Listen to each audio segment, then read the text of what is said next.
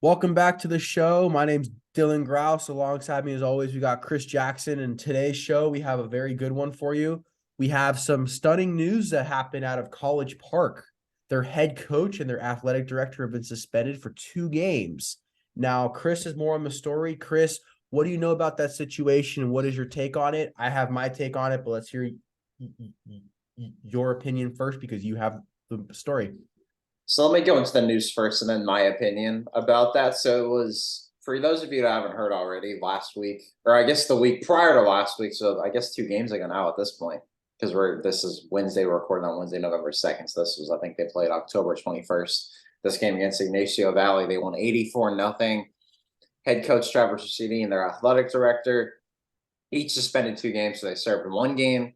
Already last week, Travis Rossetti could not coach in that senior night game on Friday. He still could participate in some senior night festivities, so he was still there. He just could not coach.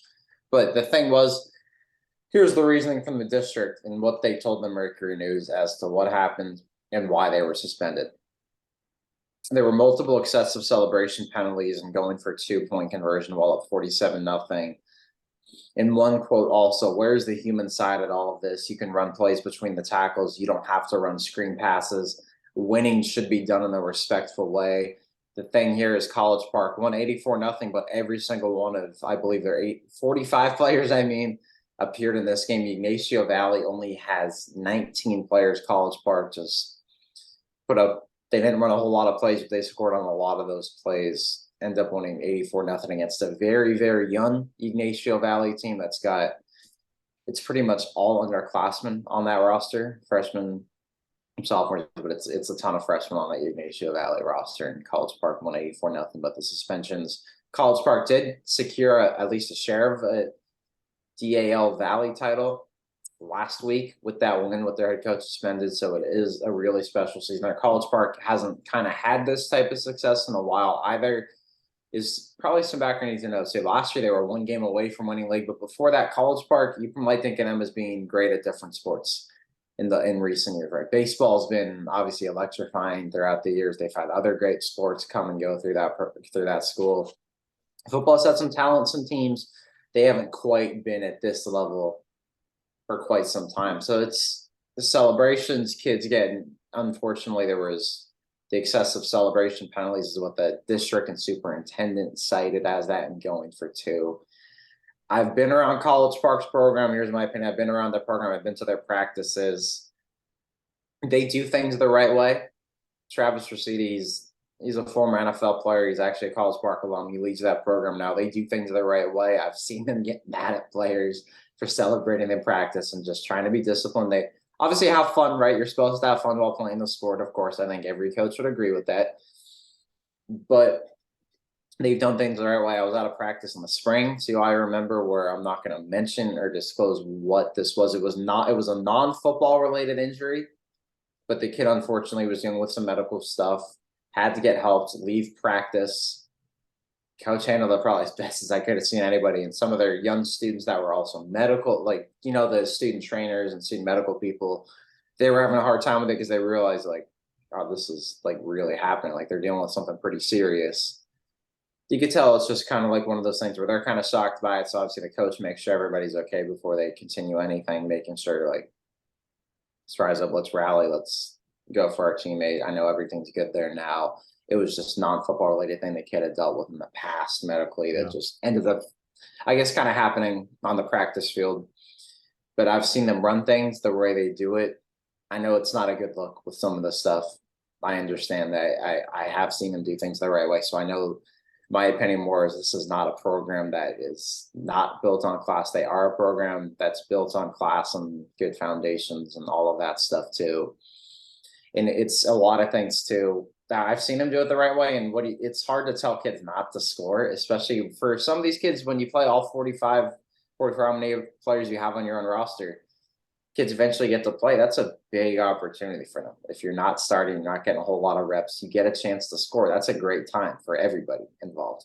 Because your teammates are excited for you when you get that first touchdown and maybe your varsity career this season. That's always a fun moment. And you're always taught to be competitive, to score. That's what I was taught growing up. maybe I just see it from a different viewpoint. I understand the different viewpoints of it. I get that we all have different ones, but I was just raised on if you've got the ball, you got to at least try and score, especially if you don't play a whole lot. And that, especially if there's a running clock anyway, I don't think it matters if you throw the ball or not. At least maybe don't try Hail Marys like you might try in Madden all the time, but I don't think it matters if you throw the ball a whole lot Yeah. anyway when you're up big and there's a running clock, because no matter what, if that ball touches the ground, the clock's still running. So it really Yeah. doesn't matter a whole lot. If you're running screens, slants, whatever, I don't think that's not affecting the clock. You're just getting some of these kids reps and letting them enjoy the game. I think that suspending a coach for winning a game that much when the object of the game is to score, it's kind of harsh. The reason why I say that is because, like you said, you're playing a team that's young and not as experienced, and you're trying to get your players on the team that you are coaching, like playing time, right?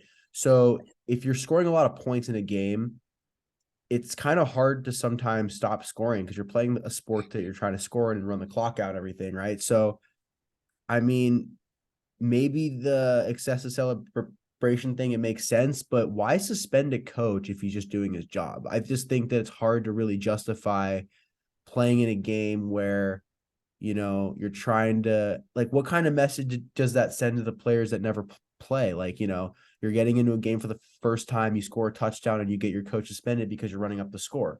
I just think that sends a bad message to the players. I think that that's, not a good look for the league. I think it's just tough to really justify a suspension of a coach, especially when you're doing your job.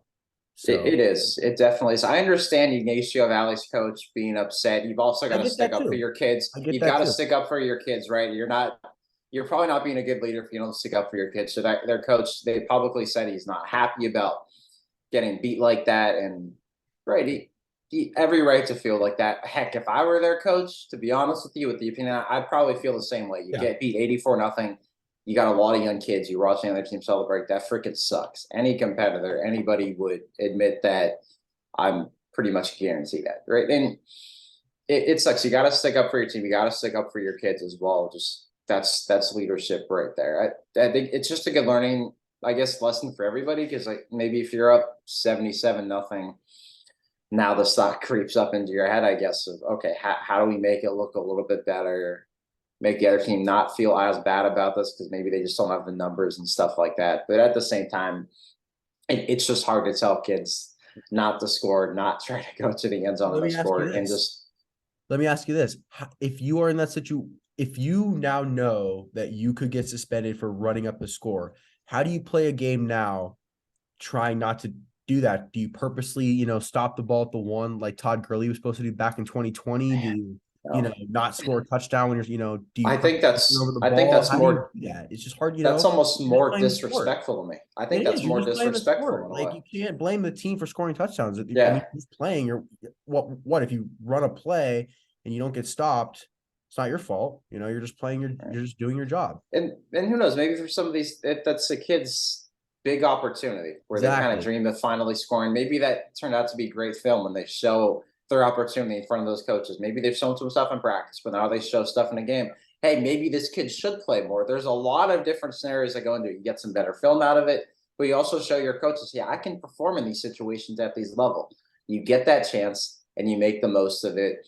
It's just, I think Yeah. it's more disrespectful if you don't try and score and you just start going out there and sliding at the one. Yes, and Yeah. I I'm think, just I'm not for that. if I'm an opposing coach, I would almost rather lose 84.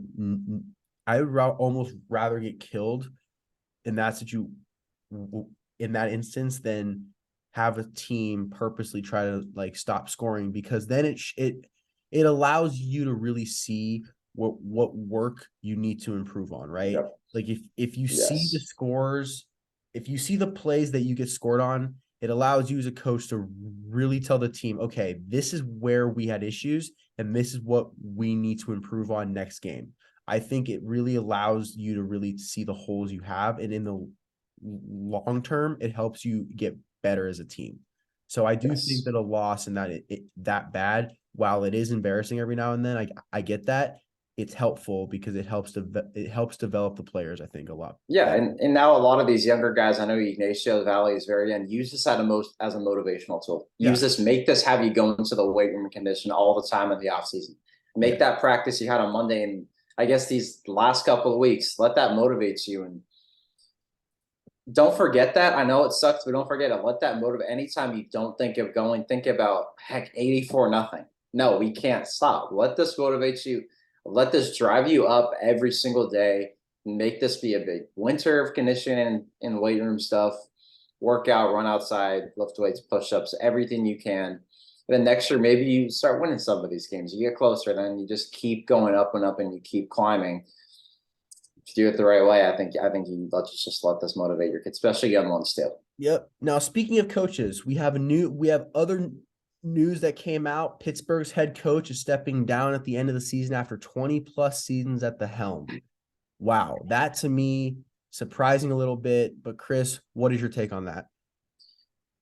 Victor Galli is one of those coaches that's been there. He's won so many ball games. He's their all-time leader in wins. And Pittsburgh's got a great history of football. That's a football city through and through. They've had a lot of Division I players, NFL players, everything else come through. They've got a few on this roster, I think, won't just play in college, but will also go to the NFL. Victor Galli's coached 21 years. You think of just Bay Area coaching, Mount Rushmore. He's up there, right? Bob Lattiser, all those decades at De La Salle, what he did, the street. Kevin Macy's in there. Matt Sweeney, all those years. He had a Foothill. Bergen from Monta Vista. I mean, the list goes on and on of just some of these coaches that are on Mount Rushmore. Galli's up there. 21 years. They've already won 14 league titles in the BVAL. They won NCS last year for the first time in 3 decades, beat Clayton Valley to win that NCS D1 title.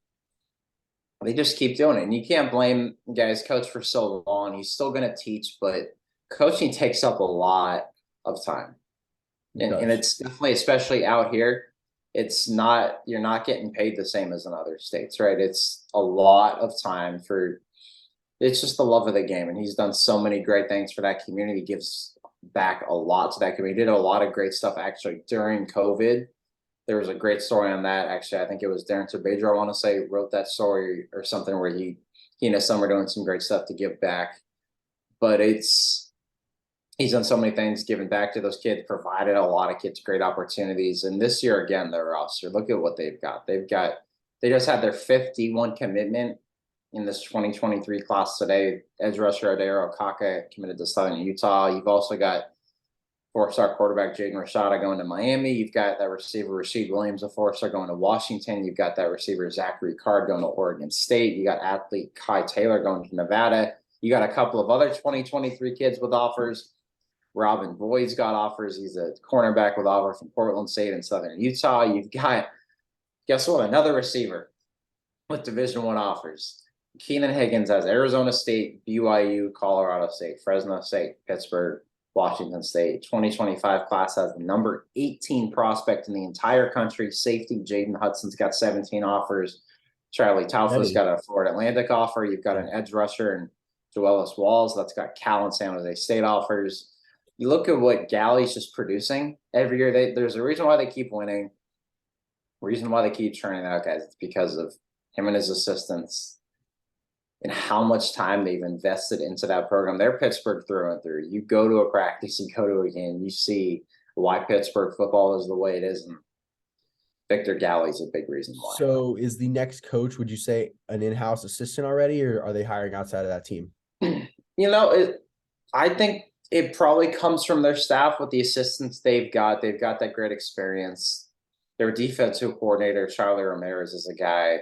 If I were a lot of other programs, I would have tried to get him just because of the way he coaches schematically, the way he develops players is great. Associate head coach there and everything else. Ramirez is a guy I could definitely see being the next head coach there. Of course, that's a Pittsburgh high school decision, but I would at least think he's near the top of that list. So I think they're going to stay in-house. Yeah, and how do you say the team fares going into 2023 with a new coach? Are they still a team that is a threat in their league, or are they taking a step back with the new system that they're going to have to learn most likely in terms of coaching? I know they're going to have a lot of seniors graduating, but it's Pittsburgh. They're going to keep retooling with this coaching staff. Yep, they're going to keep circulating. It's a great football town. A lot of these kids get started young. but it's also a coaching staff that's developed guys. I don't see that changing with whether that's Ramirez, another coach taking over. I still think they're the class. They'll be a little younger at the top next year. But what did I just mention with some of those sophomores they've got? That's a star-studded class, too. This is kind of the way we thought about this 2023 class when they were sophomores a couple of years ago, right before that COVID season.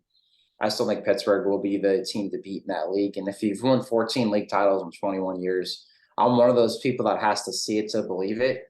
Like, we'll get into that De La Salle Clayton Valley matchup in a minute, but I still have to be someone that sees it to believe it for somebody to beat De La Salle on NCS. I know other teams have, but I'm very much that see it to believe it kind of person. In most instances, I know I get off that, but I still think Pittsburgh would be the favorite, at least these next couple of years. Maybe things change. I like what Liberty's got with its new head coach.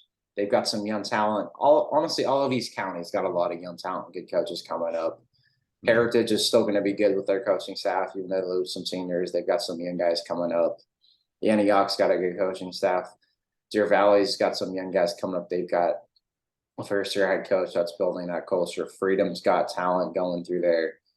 Solid coaches as well, but it's still Pittsburgh, the team that beats me. Yeah. Well, that's an interesting turn of events happening in that neck of the woods. Now, you mentioned Clayton Valley and De La Salle. That is going to be a game that's tough to predict because both teams are really good. Both teams are 6-3 going into the last game of the regular season, but both teams have not lost in the league. I guess De La Salle is not in a league, but they're 2-0 in the league that they're technically a part of, if you could consider that. And Clayton Valley is also undefeated in league, and this is considered a league game. So what do you think? Is this going to go Clayton Valley's way? I know Clayton Valley is getting hot. I know they've started to win a lot, but De La Salle is De La Salle. I can't bet against it. De La Salle, like you said, like, it's very hard to bet against them until you really see a team beat them. And, I know they've lost, but they've lost to good teams. So I don't know. What do you think about this matchup on Saturday or on Friday night? Yeah, now that I've seen it happen, I have no problems picking some NorCal teams to beat De La Salle, right? They lost to Sarah national TV. Again, though, Sarah's nationally ranked now in the top 25 by Max Preps. I think Sarah's USA very Today good as well. Very well deserved there too. Folsom's another one of those top programs that is just, it's a factory out there in the Sacramento region now. St. Mary's of Stockton's a really good program. None of those are bad losses. In fact, that's probably only motivated De La Salle more. And if you've got to play a motivated De La Salle, I know they've dealt with injuries, that's always a scary thought. Just De La Salle being motivated, but Clayton Valley's hungry too. Clayton Valley's won 5 in a row. They're hot. They just put up 55 points last week to beat Monta Vista 55-6. They beat San Juan Valley in the stretch. To begin the stretch, they also beat Jesuit out in Carmichael. That was Jesuit's first loss of the year when it started out 5-0. You got to think too, they changed their offense. Or you mentioned it before, that run-heavy offense at Clayton Valley, ground and pound, right? Now they're running the spread, throwing the ball all over the field. That's a weird thing to think of at Clayton Valley early on.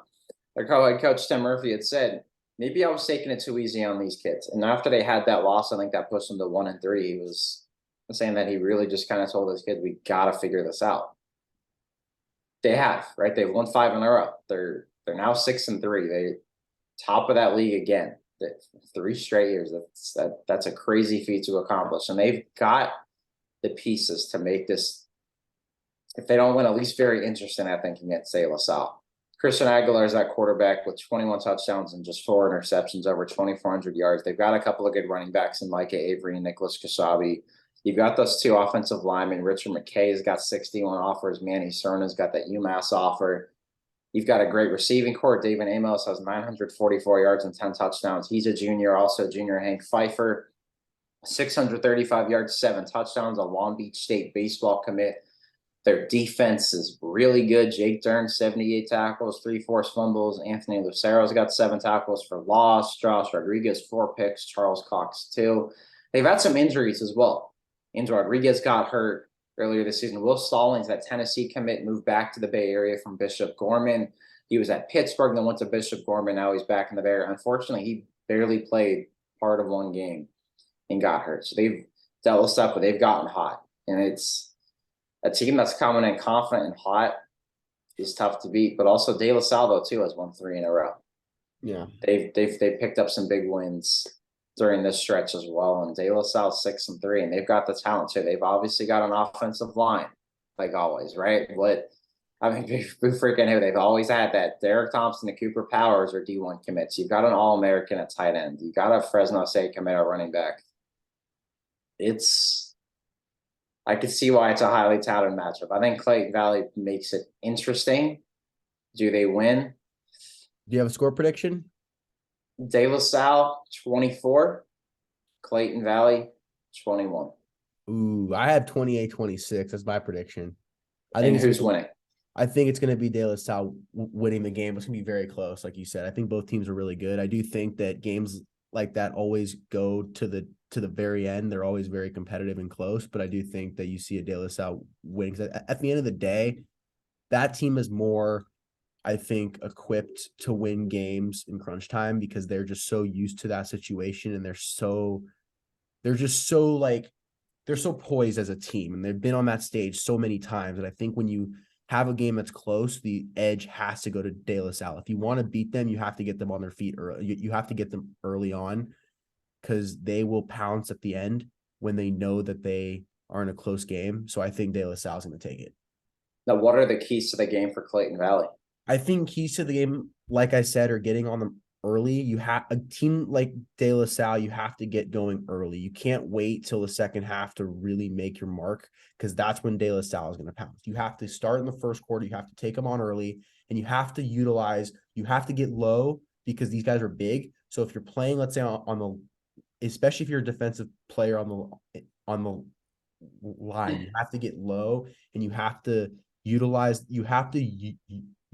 speed over size necessarily because you're playing a big team. And I think the third key to the game is just making sure that you limit the big plays, right? You see De La Salle, they have a lot of playmakers on their team. If you let them get going, like I said, it kind of goes hand in hand with number one, right? If you get going early and stop the big plays, you can take them out of their element, I think, and it helps a lot. So those are the 3 keys to the game for Clayton Valley.